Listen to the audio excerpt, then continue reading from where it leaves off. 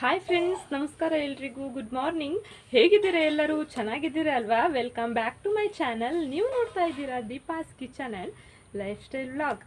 Friends, ನಮ್ಮ ಕಡೆ ಮದುವೆ ಸಮಾರಂಭ ಅಂತ ಹೇಳಿದ ತಕ್ಷಣವೇ ನಮಗೆ ನೆನಪಾಗೋದು ಹೋಳಿಗೆ ಊಟ. ಹೋಳಿಗೆ ಅಂದರೆ ಯಾರಿಗಿಷ್ಟ ಇಲ್ಲ ಹೇಳಿ? ಎಲ್ಲರಿಗೂ ತುಂಬಾ ಇಷ್ಟ. ಹೋಳಿಗೆ ಅಂದರೆ ಎಲ್ಲರೂ ತುಂಬಾ ಇಷ್ಟಪಡ್ತಾರೆ.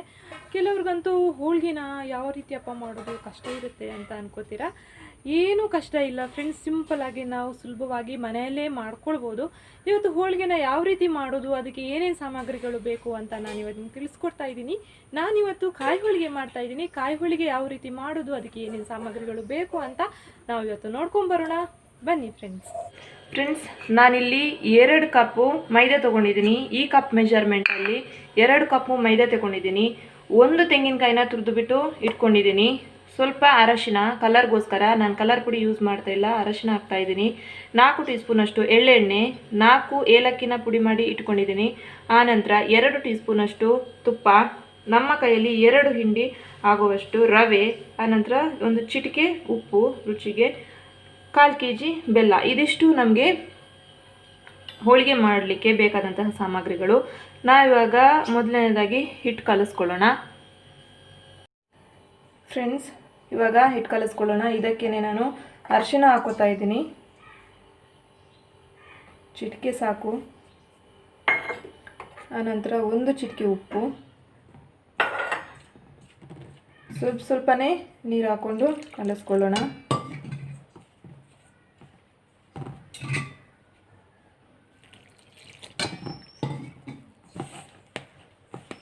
ತುಂಬ ಗಟ್ಟಿ ಕಲಿಸ್ಕೊಳ್ಬಾರ್ದು, ಚಪಾತಿ ಹಿಟ್ಟಿಗೆ ಕಲಿಸ್ಕೊಳ್ತೀವಲ್ವ ಆ ಥರ ಕಲಿಸ್ಕೋಬಾರ್ದು, ಸ್ವಲ್ಪ ಮೆತ್ತಗೆ ಕಲಿಸ್ಕೋಬೇಕು.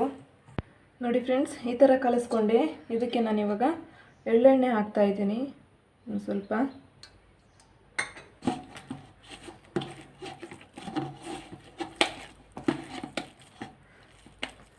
ಸ್ವಲ್ಪನೇ ಎಳ್ಳೆಣ್ಣೆ ಹಾಕ್ಬಿಟ್ಟು ಕಲಿಸ್ಕೊತಾ ಇದ್ದೀನಿ. ಎಳ್ಳೆಣ್ಣೆ ಹಾಕಿದ್ರೆ ಫ್ಲೇವರ್ ತುಂಬ ಚೆನ್ನಾಗಿ ಬರುತ್ತೆ.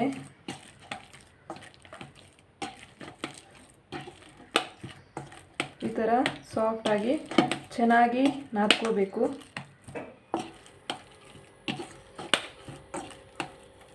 ನೋಡಿ ಫ್ರೆಂಡ್ಸ್, ನಾನು ಇದನ್ನು ಈ ಹಂತಕ್ಕೆ ಕಲಿಸ್ಕೊಂಡಿದ್ದೀನಿ. ಇದು ಒಂದು 1/4 ಗಂಟೆ ನೆನೆಯಲಿ. ನಾವಿವಾಗ ಹೂರ್ಣಕ್ಕೆ ಏನೇನು ಬೇಕು ಅದನ್ನು ರೆಡಿ ಮಾಡ್ಕೊಳ್ಳೋಣ.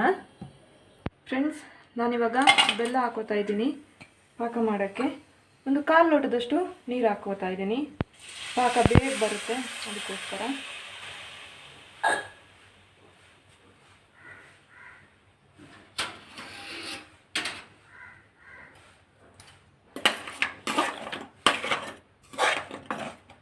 ಇದು ಚೆನ್ನಾಗಿ ಪಾಕ ಬರಬೇಕು.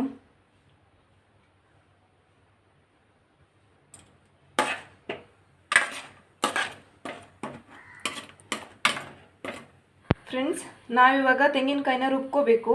ಒಂದು ಚೂರು ನೀರು ಹಾಕೋಬಾರ್ದು, ಅದೇ ರೀತಿ ಸ್ವಲ್ಪ ಗ್ರೈಂಡ್ ಮಾಡ್ಕೋಬೇಕು. ಒಂದು ಚೂರು ನೀರು ಹಾಕದೆ ಗ್ರೈಂಡ್ ಮಾಡ್ಕೊಳ್ಳಿ, ನೆನಪಲ್ಲಿ ಇಟ್ಕೊಳ್ಳಿ. ನೀರು ಹಾಕೋಕೆ ಹೋಗಬೇಡಿ, ಬರೀ ತೆಂಗಿನಕಾಯಿನ ಗ್ರೈಂಡ್ ಮಾಡ್ಕೋಬೇಕು.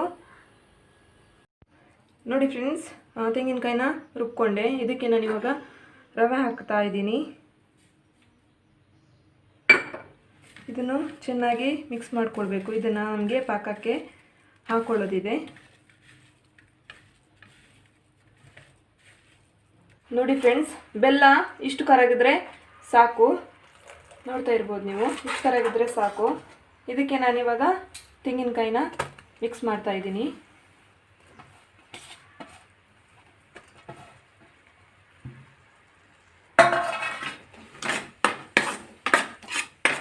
ಮಿಕ್ಸ್ ಮಾಡ್ತಾ ಇದ್ದೀನಿ ಎಲ್ಲವನ್ನು.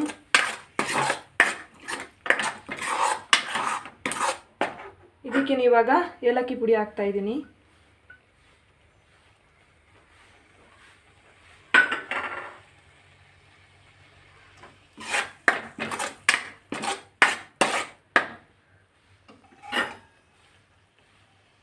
ತುಪ್ಪ ಕೂಡ ಇದಕ್ಕೇನೆ ಹಾಕ್ತಾ ಇದ್ದೀನಿ.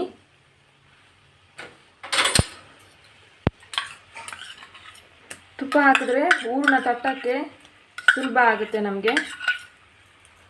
ಚೆನ್ನಾಗಿ ಸ್ಪ್ರೆಡ್ ಆಗುತ್ತೆ ಹೂರಣ. ಇದು ಒಂದು ಸ್ವಲ್ಪ ಹೊತ್ತು ಇದೇ ಥರ ಫ್ರೈ ಮಾಡಬೇಕು. ಆಗ ಇದು ಗಟ್ಟಿ ಆಗ್ತದೆ ಹೂರಣ ನಮಗೆ ಉಂಡೆ ಮಾಡ್ಕೊಳ್ಳೋಕ್ಕೆ. ಫ್ರೆಂಡ್ಸ್, ಇವಾಗ ಇಷ್ಟಾಗಿದೆ. ಇಷ್ಟಾದರೆ ಸಾಕು. ಇದನ್ನು ನಾನು ಒಂದು ಪ್ಲೇಟಿಗೆ ಹಾಕೋತೀನಿ. ತಣ್ಣಗಾಗಬೇಕಿದು. ಫ್ರೆಂಡ್ಸ್, ಹೂರಣನ ನಾನು ಕಂಪ್ಲೀಟ್ ತಣ್ಣಗಾದ್ಮೇಲೆ ಉಂಡೆ ಮಾಡಿ ಇಟ್ಕೊಂಡಿದ್ದೀನಿ. ಇವಾಗ ಹಿಟ್ಟು ನೆಂದಿದೆ. ನಾನು ಸ್ವಲ್ಪನೇ ಕೈಗೆ ಎಣ್ಣೆ ಹಚ್ಬಿಟ್ಟು ಸ್ವಲ್ಪನೇ ತೆಗೆದು ಉಂಡೆ ಮಾಡ್ತಾ ಇದ್ದೀನಿ.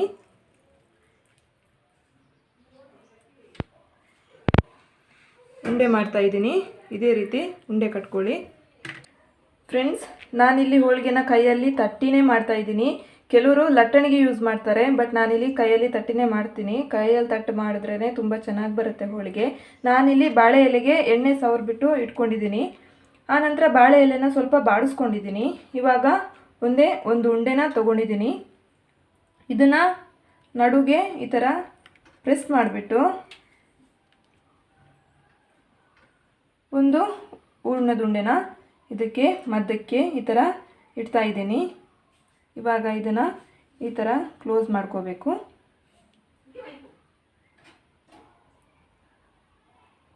ಈ ಥರ ಕ್ಲೋಸ್ ಮಾಡ್ಕೋಬೇಕು. ಮತ್ತೆ ಈ ಥರನೇ ಉಂಡೆ ಮಾಡ್ಕೊಳ್ಳಿ.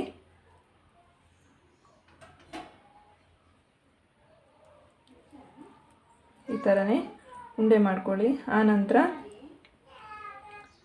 ಮೆತ್ತಗೆ ತಟ್ಟಬೇಕು. ಇದನ್ನು ತುಂಬ ಪ್ರೆಷರ್ ಹಾಕಬಾರ್ದು.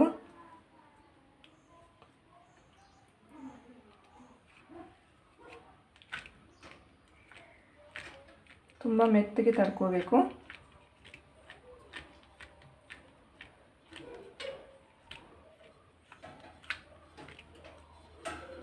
ರೌಂಡ್ಗೆ ತಡ್ಕೋಬೇಕು ಇದೇ ರೀತಿಯಾಗಿ.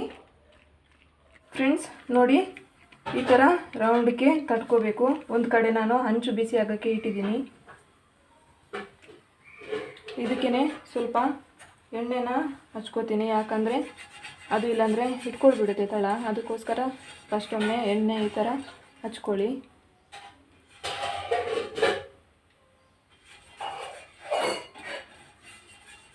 ಫ್ರೆಂಡ್ಸ್, ನೋಡಿ ಇದಿವಾಗ ಆಗಿದೆ. ಇದನ್ನು ಹಂಚ ಮೇಲೆ ಹಾಕೋತಾ ಇದ್ದೀನಿ.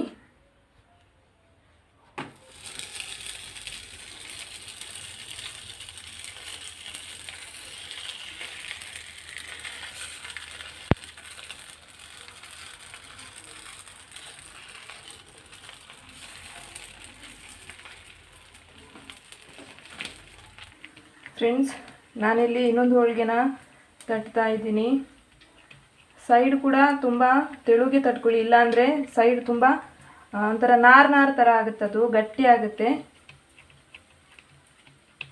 ರೌಂಡಕ್ಕೆ ಇದೇ ರೀತಿಯಾಗಿ ತಟ್ಕೊಳ್ಳಿ. ನೋಡಿ ಫ್ರೆಂಡ್ಸ್, ಕಾಯಿ ಹೋಳಿಗೆ ರೆಡಿ ಆಯಿತು. ತುಂಬ ಚೆನ್ನಾಗಿ ಬಂದಿದೆ, ನೋಡ್ತಾ ಇರ್ಬೋದು ನೀವು. ನೋಡಿ, ತುಂಬಾ ಸ್ಮೂತಾಗಿ ತುಂಬಾ ಚೆನ್ನಾಗಿ ಬಂದಿದೆ. ನೋಡಿ, ಕಟ್ ಮಾಡಿ ತೋರಿಸ್ತೀನಿ ನಿಮ್ಗೆ ಇವಾಗ. ನೋಡಿ, ತುಂಬಾ ಚೆನ್ನಾಗಿ ಬಂದಿದೆ.